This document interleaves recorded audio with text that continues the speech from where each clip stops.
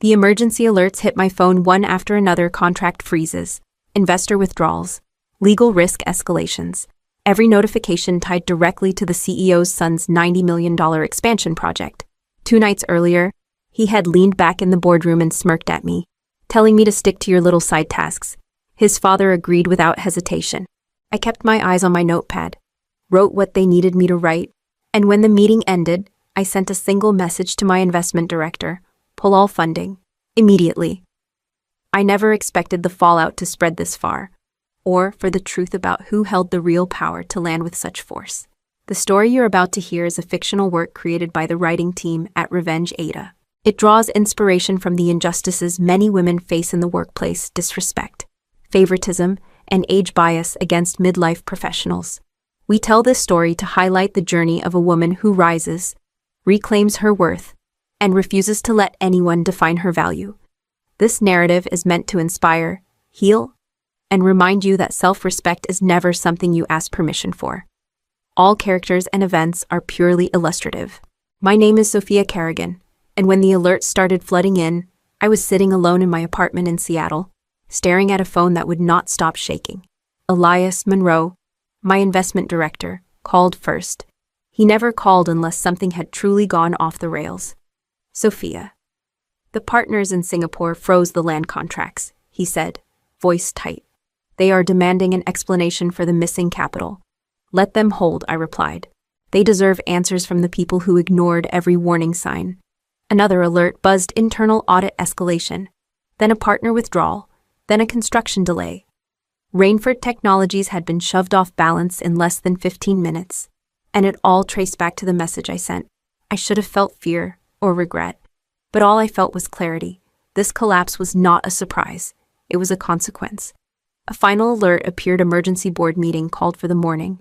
I set the phone on the table and exhaled, steadying myself.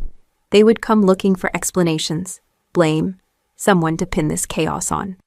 They had no idea the person they dismissed as support staff had been underwriting their entire dream. 48 hours earlier, none of this had begun yet. Not the panic, not the unraveling, just a boardroom, a presentation, and a man who believed arrogance was the same thing as leadership. And that was where everything truly started. Brandon Rainford stood at the head of the long conference table, as if it had been built just for him.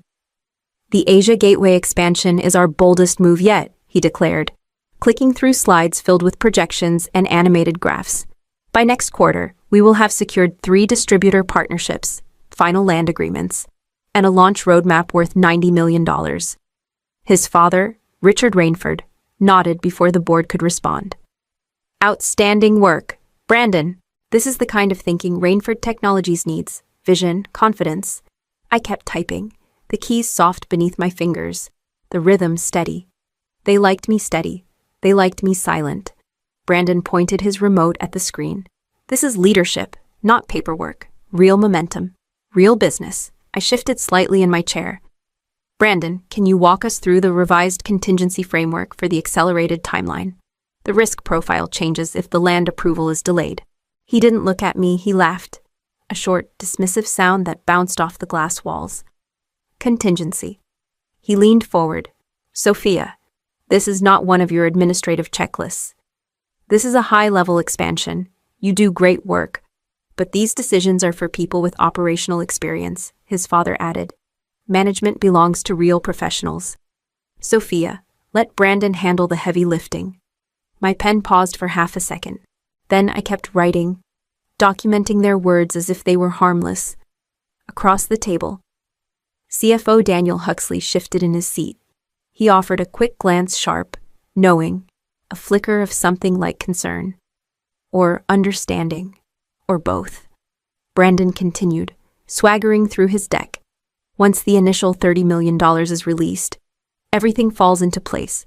The rest is just execution. Daniel cleared his throat, trying to interject. We still need confirmation from Brandon. Cut him off. I already said it's handled. I typed those words too. Word for word. When the meeting adjourned, Brandon slapped his father on the back and basked in the praise. The board filed out, murmuring polite approval. Daniel lingered. As I gathered my notebook, he approached quietly. You asked the right question, he said under his breath. They won't admit it, but you were the only one in that room thinking about consequences. I held his gaze for a moment, unsure whether he meant it as a warning or an encouragement. Either way, it stayed with me long after I left the room. The hallway outside the boardroom was quiet, but my pulse wasn't. I walked until I reached an empty alcove near the stairwell, pulled out my phone, and opened the encrypted channel Elias Monroe and I used for sensitive communication. He answered on the second ring. "Sophia, you only call during business hours when something is wrong. Brandon just announced the Asia Gateway timeline is accelerating," I said. "He claims the first $30 million will be released next week." A long exhale crackled through the speaker. He did what he presented it as if the investor consortium approved everything. "That would be impressive," Elias said dryly. "Considering the consortium is almost entirely you." I pressed my back against the wall. "Give me the breakdown again." "Out of the $90 million they believe they secured, you control $76 million, he said. "The remaining $14 million is split among two minor partners whose involvement depends on your continued participation. If you step out, they follow." My fingers tightened around the phone. "So the entire structure collapses without my capital?" "Yes.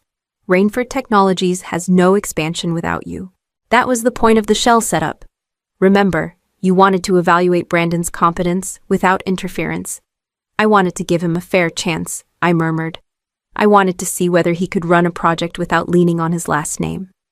"Well," Elias said quietly, "he just violated two clauses. Timeline acceleration requires investor consent. He offered guarantees he had no authority to make." I closed my eyes. "Omission or arrogance?" "Both," Elias replied. "And now he is counting on money he does not have." A door slammed down the hall. Brandon's voice echoed as he laughed with someone, still riding the high of his performance. Elias lowered his tone. "Sophia, we drafted those clauses for your protection. If he pushes ahead like this, he puts your capital at direct risk. He thinks I am a note-taker," I said. "Someone who keeps track of his ideas." Elias didn't argue. He didn't need to. He knew exactly what I had built over the last 12 years, every investment, every acquisition, every sleepless night where I balanced risk, while the Rainfords congratulated themselves for momentum I quietly funded. "Tell me what you want to do," he said. I didn't speak yet. I listened to Brandon's laughter fade, rolling through the corridor like a promise he would never keep. The weight of the decision settled in, heavy and deliberate. By the afternoon, Brandon had gathered a small group in the open workspace, his voice carrying farther than it needed to. "The analysis in last week's report was mine," he boasted, lifting the printed packet I had spent 3 nights perfecting. "It took a lot of strategy work to land those projections." One of the senior managers nodded. "Impressive, sharp detail." I stepped past them with my laptop pressed to my side. Brandon didn't so much as glance at me. He just kept talking. "I mean, Sophia assisted with formatting, but the insights, that was me." My breath caught, but I didn't stop walking. I slipped around the corner toward the elevator, only to hear 2 employees near the break room whispering. "She's good for admin work," one murmured. "Organized, reliable. Brandon's lucky to have someone like that behind the scenes." "Yeah," the other replied. "Not everyone is cut out for leadership." The words landed harder than either of them intended. Behind the scenes, I had heard that before. A memory surfaced me sitting across from Richard Rainford during a review last year. I had asked for consideration for a strategy director role. He folded his hands, smiling like he was offering kindness. "Sophia, you are exceptional," he'd said. "But you thrive best behind the scenes. You make other people shine. That is a rare gift. Brandon needs people like you." That same warmth had felt like a door closing. Back in the present, I pressed the elevator button twice, harder than necessary. Brandon, inside his circle of admirers, believed he had built this expansion with sheer vision. He had no idea he was standing on capital I had quietly assembled over 12 years, capital he had just endangered without hesitation. The elevator arrived with a muted chime. I stepped inside and let the doors slide shut. The line between loyalty and self-respect had thinned to nothing. I closed the office door behind me and called Elias again. His voice came through immediately, steady but tense. "Sophia, I pulled the contracts. If you withdraw, Rainford Technologies faces immediate penalties. The partners in Singapore will activate breach clauses by day 3. Construction vendors will suspend agreements within hours. I opened the file on my screen and scrolled to the sections he mentioned. Clause 14 requires investor approval for any change to the construction timeline. I said. Brandon accelerated the timeline without notifying us. He did it twice, Elias replied. Once when he moved the land deposit forward. Once when he promised the distributors an early delivery window. Both are violations. You have the legal right to step out. I know, I whispered. He hesitated. There will be fallout. They built everything on the assumption your capital was guaranteed. I leaned back in my chair, hands tight around the armrests. Elias, I have spent years watching them treat me like a background function. They praise Brandon for work he did not do. They tell me my place is behind the scenes. And he is gambling with money he does not even know is mine. I understand, Elias said quietly. I stared at the clause again. It was clear. The line they crossed was not small, it was deliberate, reckless, and signed with the confidence of men who believed no one would ever hold them accountable. My voice came out softer than I expected, but steady. Pull all funding, immediately. There was no reaction at first, just silence, thick and final. Then Elias spoke. You realize this will expose everything? Yes, I said. Every shell company, every capital trail. I know. And your role as the backbone of the entire expansion. That too. A long pause stretched between us. Then he said, very well. I will initiate the withdrawal. I ended the call, my hand still wrapped around the phone, the words echoing back through me. The truth was no longer contained. It was already moving. Already loosening the first stones in the wall Brandon had built around his illusion of control. The first alert came just after 9. I was still at my dining table, laptop open, contract reviews scattered around me.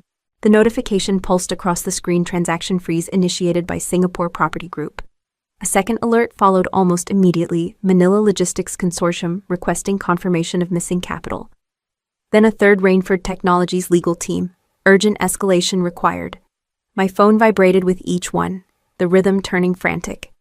I opened the messages, reading line after line of red text. Every system that touched the Asia Gateway expansion was reacting like a nerve struck too hard. The next vibration wasn't an alert, it was a call. Brandon. I let it ring, then silenced it. A moment later, he called again. I answered on the third attempt. Sophia, he said, breathless. Something's wrong with the funding channels. The distributors are panicking. The property group claims the capital never arrived. This has to be a system glitch. It is not a glitch, I said. Well, then someone needs to fix it. Everything is freezing at once. His voice shook. Can you connect with the investor consortium? They trust you more than they trust my team. I swallowed, the sharpness rising in my chest. They do. Yes. You always handle the admin coordination. Just tell them we need a few days. Brandon, I replied, calm but cold. The investors did not approve the accelerated timeline. He paused. What does that have to do with anything? Before I could answer. Another alert appeared on my laptop. Rainford Technologies internal audit high-risk breach flagged. Brandon's voice rose. Why is this happening? You know how crucial this expansion is. Someone acted without verifying their authority, I said. Are you implying a new message lit my screen? Withdrawal confirmed, capital removed. I closed my eyes briefly. The process was complete. Brandon kept talking, louder and more disoriented. Tell the investors I will fix everything. I just need time. He still had no idea he was speaking to the investor who pulled $76 million out from under him. I will speak with them, I said. You promise? I promise to handle what is mine to handle. He exhaled in relief, unaware of the meaning already hanging between my words. When I ended the call, the alerts kept coming, each one more urgent than the last. I watched them blink against the windows of my apartment, reflected in the dark water of Lake Union below. The collapse had begun, and Brandon was running blind toward the edge. The conference room was already full when I arrived just after dawn. Brandon stood at the front, pacing, papers scattered in a frantic arc around him. His father sat rigidly at the head of the table, jaw clenched. Brandon launched into his explanation the moment I took my seat. The foreign investors panicked, he said sharply. Singapore overreacted. Manila followed. Weak partners, all of them. CFO Daniel Huxley cleared his throat. Brandon, the partners are not weak. They are responding to missing capital. We need clarity on the investor structure. We had clarity, Brandon snapped. The consortium confirmed. Daniel cut in. We never saw the contracts. We need exact ownership details, or we cannot assess liability. Richard Rainford turned to me. Sophia, you coordinated the investor communication. Pull it up. The room quieted. Dozens of eyes shifted toward me. Very well, I said. I stood, connected my laptop to the projector, and opened the funding architecture. A soft gasp rippled across the table as the layered shell companies appeared, each one leading back to an entity under my control. This, I began, is the consortium Rainford Technologies believed it secured. Brandon frowned. Those holding companies were vetted. They were, I agreed. And they all trace back to a private capital network I built over 12 years. Silence. I clicked to the next page, highlighting the clauses Brandon had violated. The timeline acceleration required investor approval. It was denied. Yet commitments were made. Guarantees were issued. Contracts were signed without authority. Richard's complexion shifted from red to ashen. Sophia, what are you saying? That Rainford Technologies relied on $76 million of my funding, not foreign investors? Mine. Brandon stared at the screen, then at me. You, his voice cracked. You are the investor. Yes, I said. He sank back a step, confusion and disbelief fighting for space across his face. The boardroom stayed frozen, the projection glowing behind me, the truth laid bare. Every assumption overturned. The collapse of his empire had come from a place he had never bothered to look. Brandon lurched toward the table, finger pointed at me like an accusation he had been holding in for years. You sabotaged me, he said, voice shaking. You waited until everything was in motion. Then you pulled the rug out from under the entire company. I closed my laptop slowly. I submitted risk analyses in April, June, and again in September. All three reports warned that accelerating the timeline without investor approval created exposure. I slid the printed summaries across the table. You ignored every one of them. He glanced at the documents without touching them. You buried me with legal traps. You set this up. I set up nothing, I said. You were responsible for due diligence. You signed contracts without verifying authority. You gambled with $90 million, most of it mine, and treated approval requirements as optional. Richard Rainford leaned forward, gripping the edge of the table. Sophia, enough. Restore the funding. The company cannot absorb these penalties. I am not required to restore anything, I replied. The clauses are binding. Investor consent was violated. My withdrawal is lawful and final. You will undo this, Richard demanded. I will not, I said. A low murmur filled the room. Daniel, the CFO, lifted his binder. Brandon, did you notify compliance before signing the distributor guarantees? Yes, Brandon snapped. Of course I did, before Daniel could respond. The lead internal auditor stepped into the room with a tablet in hand. We completed an overnight review, she said. Brandon bypassed 3 mandatory compliance checkpoints. He pushed approvals through an outdated workflow that had been deactivated last year. Brandon's face drained. That system still worked. It did not, she replied. Your actions concealed the violations from audit logs. Richard whipped his head toward his son. You told me everything was approved. It should have been, Brandon whispered. I thought no. I interrupted. You assumed. And you assumed because no one ever told you no. The room fell silent. The weight of the truth settled in heavy, undeniable. And spreading across every corner of the table, the excuses had run out. There was nowhere left for him to stand. The board recessed for 10 minutes, though no one left the room. Conversations broke into sharp whispers while Brandon stood alone near the window, staring at the skyline as if it could offer him a way out. When Richard finally called the meeting back to order, his voice had thinned.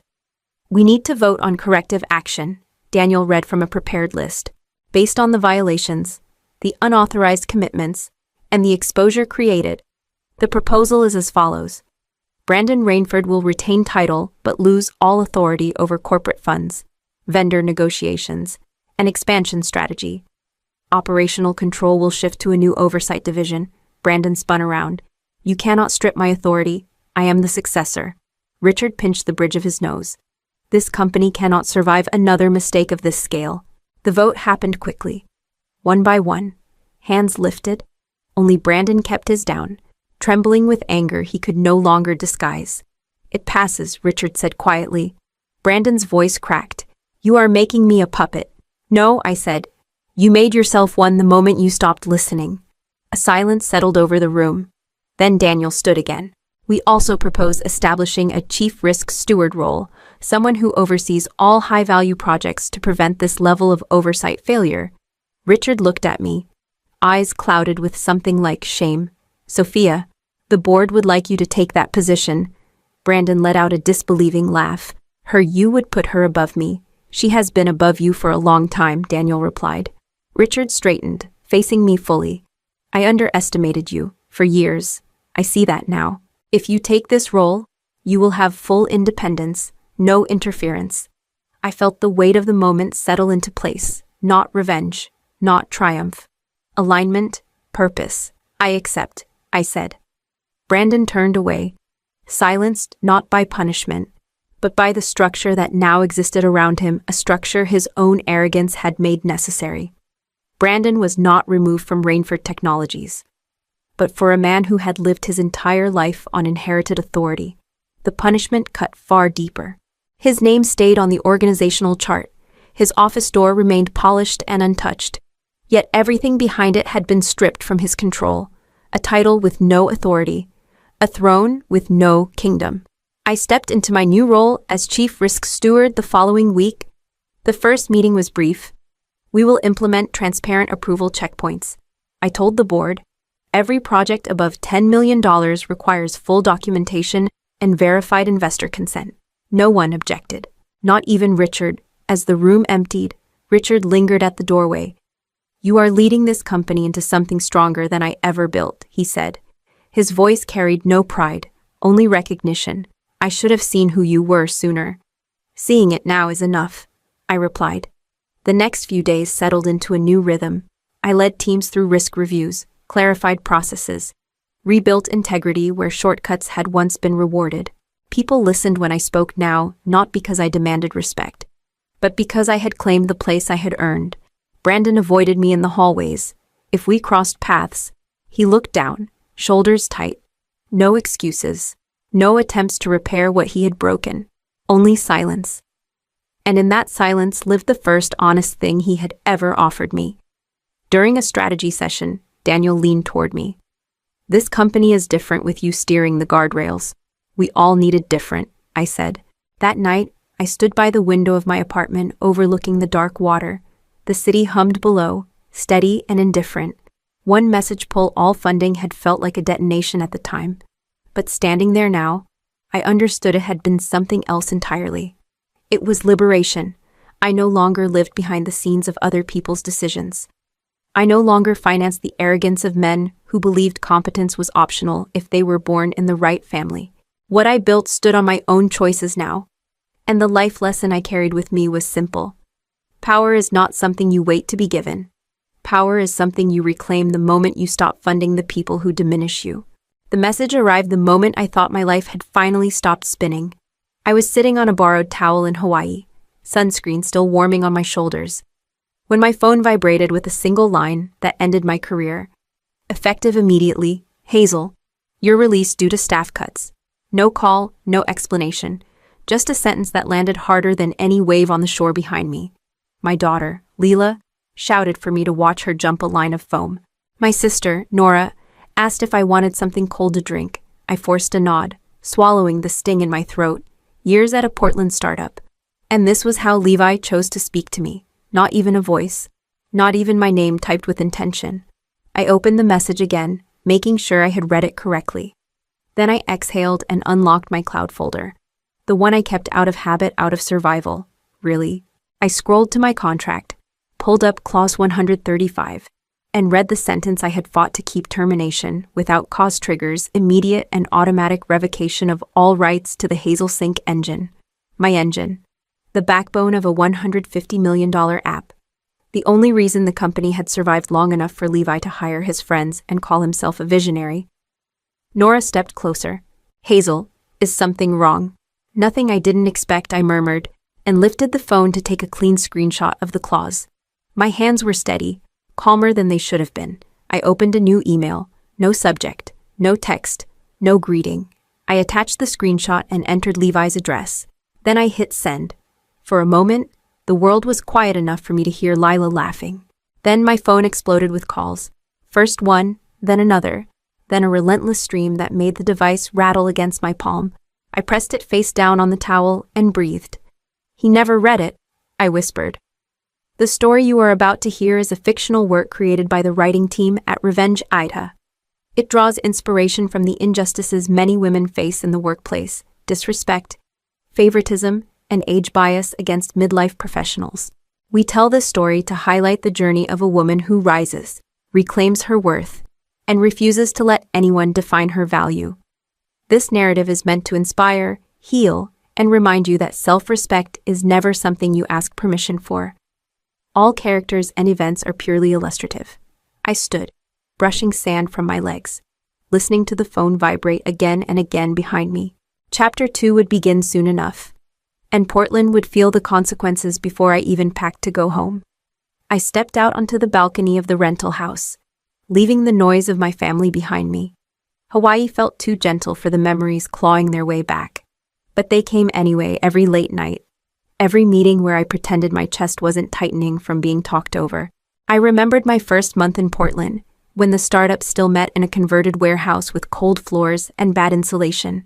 The city buzzed with new tech money, but our office felt like a remnant of old industry, all echoes and metal. Levi stood in front of a whiteboard one morning and announced, "We just need faster sync. Something clean, something magical," I had said. "Then we have to build it ourselves. Nothing out there handles regional latency." He blinked at me like I had spoken too loudly. "Great, you take that. Everyone else will focus on pitch materials."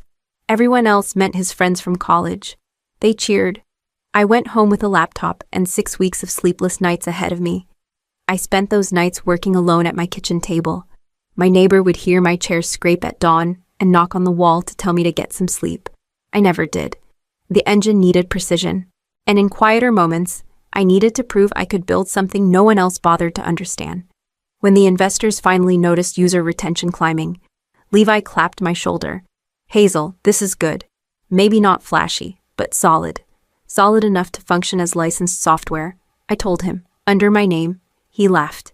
"Why complicate things because I want protection?" I said, "if anything goes wrong." Clause 135 was drafted that afternoon. Legal tried to trim it, but I refused. I had already given too much.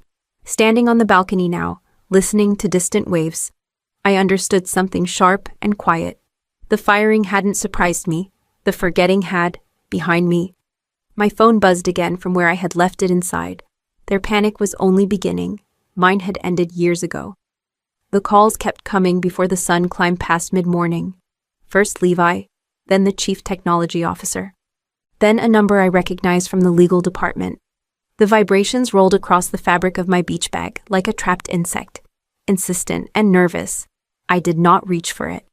I reapplied sunscreen to my shoulders and opened my contract again. The same document I had stared at the night Clause 135 was created. I remembered the meeting clearly. Legal had pushed a stack of edits toward me and smiled like they were doing me a favor. "This clause is unnecessary," the attorney said. "It complicates ownership. It protects ownership," I replied. Levi had waved a hand. "Hazel, no one here would fire you without cause. We are a team." I remembered the way I folded the contract back to my side. Then keeping the clause won't hurt anyone. Now, years later. The clause was glowing on my screen like a quiet prophecy fulfilled. My phone rattled again. Nora stepped beside my towel and frowned. "Still your work, people. They will keep trying," I said. "Do you want to talk to them?" "No." I slid the phone deeper into the bag. Talking ended the moment they blamed this on staff cuts. Somewhere on the mainland, the first cracks were forming. Delayed sync reports. Notifications stacking on top of each other like ghosts. Payments triggering twice before dying mid-transaction. The kind of errors that only appeared when the engine withdrew its signature. I closed my eyes and let the warmth settle into my skin. A soft chime broke through the calm. Not a call this time, an email. I checked the sender and felt something shift. It was from Ben, a junior developer I had mentored through his first production bug. "Hazel, something weird is happening to the engine. Are you okay?" I read it twice. feeling the smallest weight settle in my chest before I pressed the screen dark again. The storm was already building, but no one had yet admitted who lit the fuse. By the time the sun reached its peak in Hawaii, Portland had already tipped into chaos. I heard none of it directly, but the fragments reached me later through messages, screenshots, and the strained tone in every voicemail I refused to answer. Inside headquarters. The first Slack alert hit just after 8:30, sync queue stalling. Anyone else seeing this a minute later? Another delayed purchase confirmations. Refund loop triggered. Then a flood of red banners filled every engineer's screen. In a conference room, Levi paced in front of a monitor. Why is this happening? Someone talk to me. A DevOps engineer, Marcus. The only one who ever asked real questions, rubbed his forehead. We checked every deployment. Everything points back to a license failure. He hesitated. Could this be the Hazel sync clause? Levi shot him a glare. No. That clause was hypothetical. Someone from legal slid into the room with a printed file. It was not hypothetical. She flipped pages with growing urgency until she hit the final section. Her voice dropped. Clause 135. You fired her without cause this morning. Levi stiffened. We agreed on staff cuts. That counts.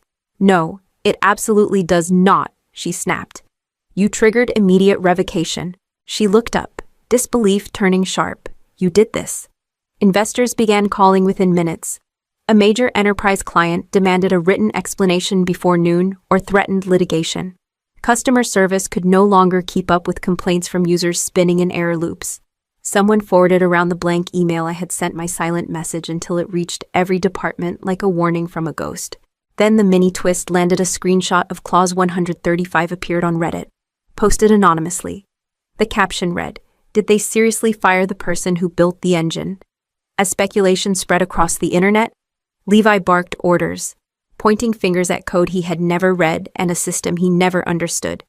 The darkness was entirely his, but he refused to see it. By midday, the calls had doubled, maybe tripled. Levi's number appeared so often it looked like a looping error. I let the phone buzz against the wooden table, each vibration dull and frantic. Nora walked over with a towel draped around her neck and studied my face. Hazel, she said softly. Do you want to tell me what's going on? I set my sunglasses aside. They finally tripped the wire. Her eyebrows lifted, not in confusion but in quiet recognition. She had seen too many nights when I stumbled into her guest room after another late shift, fingers shaking from caffeine and frustration. Are they panicking? She asked. Oh, yes, I said, thoroughly. The phone buzzed again. I didn't move. Outside, Lila shouted something about finding a perfect seashell. Nora gently placed a hand on my shoulder. You're allowed to breathe. You know, I am breathing, I replied, more than I have in years. While Hawaii moved with steady ease, Portland was unraveling. My muted notifications kept piling. Screenshots from friends trickled in. One image showed a trending post. Did Levi really fire the only engineer who understood the backbone of the app? Another comment thread accused the company of negligence, arrogance, and everything in between. Nora tapped the phone with one finger. Are you going to check any of those? No. I pushed it slightly away. Silence is the last thing they expected from me. A new chime sounded, an email this time. I glanced at the preview, a reporter asking if I wanted to share insight off the record. I opened it long enough to read the first line, then deleted it. Nora watched me. You're sure this is what you want? Yes, I said. This is exactly what I want. The ocean moved in slow, steady breaths below us, and for the first time in too long, I matched its pace. I didn't run toward the collapsing company or away from it. I simply let the distance settle, firm and unquestioned. My phone buzzed once more, a desperate pulse from a world I no longer served. By late afternoon, the tone of the messages shifted. Levi's calls kept coming, but new voices joined the chorus. The first was from HR, a woman named Dana, who had once told me my quiet nature made collaboration difficult, sent a cheerful email filled with soft words and hollow concern. Hi Hazel, just circling back to check in. We value your contributions and would love to reconnect when you have a moment to talk. I laughed before I could stop myself. Next came a voicemail from the Chief Technology Officer. His voice strained for composure. Hazel. Hey. Just hoping we can touch base. Nothing urgent. Well, actually, extremely urgent. But no pressure. Call me. Then a message from legal arrived, blunt and nearly frantic, requesting immediate discussion regarding license arrangements. Please respond at your earliest convenience. I closed them all. Nora sat beside me on the bed while I scrolled through the flood. They sound scared, she said. They are. I set the phone down. They should be. You really built something they can't fix without you. I did, I said. And they knew it. They just never believed they would need me this much. Memories flickered, Levi taking credit for an idea I had defended in a meeting. A product manager telling me I should speak with more charisma. A performance review describing me as technically strong, but not team visible. Every dismissal landed again, not as hurt, but clarity. I opened a new message to Levi and typed slowly, letting each word settle. My consulting rate begins at $15,000 per hour. 6-hour minimum, prepaid. I pressed send. 10 minutes later, he called. I let it ring. 30 minutes passed, then an hour. Finally, a new voicemail appeared. Levi's voice stripped of authority. Please, Hazel. I did not know what clause 135 meant. Just help me. I am begging you. I listened once, then deleted it, leaving his desperation unanswered. That evening, the light outside softened, and the sounds of my family drifted in through the open door. Lila begged Nora to help her braid shells into her hair. Their laughter rose and fell like something I had forgotten how to hear. I sat at the edge of the bed, phone in my hands, staring at Levi's last voicemail until it timed out and disappeared. Nora leaned against the doorframe. You look lighter, she said. I should feel worse. I admitted. I thought losing that job would break me. Maybe it already did, she said gently. A long time ago. I breathed in, slow. I do not want it back. Any of it. She sat beside me. And helping him, I do not want that either. The words surprised me in their certainty. He would only go back to treating me like a tool. I spent too many years letting them shape my value. My phone vibrated again, but for once, it was not Levi. It was an old colleague, Mara, the database specialist who had been pushed out after raising concerns Levi did not want to hear. Her message read, if you start something new, we miss working with someone who listens. Another message followed, this time from Rowan, one of the best infrastructure engineers I had ever met. We heard what happened. Say the word, Hazel. Nora saw my expression shift. Good news. Unexpected, I said. But good. The fatigue that had lived behind my ribs for years eased, replaced by something warmer, steadier. The thought of building something new did not scare me. It steadied me. I placed the phone face down on the bed. Levi would keep calling, but I was moving in a different direction now. By the next morning, my phone filled with messages I had not asked for but had expected. Investors, regulators, even a few former board members, all forwarding the same announcement: a full audit had been initiated. Clause 135 sat at the center of everything, printed in bold on every document they reviewed. Nora handed me a cup of tea. More calls, more consequences, I said. A forwarded voicemail played automatically when I opened my inbox. It was Levi arguing with someone in the background. It was a random outage, he insisted. A glitch. Tell them it was a glitch. A calmer voice, someone from infrastructure, replied. The logs show the license revocation sequence. You cannot lie about this. I paused the message. That single line had more honesty than anything I had heard from Levi in 5 years. Another notification arrived, this time from an old coworker. Mara, she wrote. They suspended him pending review. You should see the Slack leaks.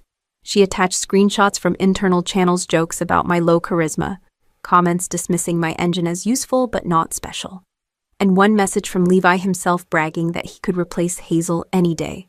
Nora glanced at my tightening grip on the phone. Does that bother you? No, I said, surprising myself. Not anymore. A final notification lit up the screen. It was a formal statement from the board. Levi had been placed on temporary administrative leave, pending further investigation into negligence, breach of duty, and misrepresentation to investors. I set the phone down on the table. The tea warmed my hands. I felt no rush of triumph. No spike of vindication, only a steady, grounded clarity. The truth had finally grown louder than Levi's spin. The call came from an unfamiliar Portland number. I almost let it ring out. But something in the rhythm of the vibration pulled my thumb to the screen.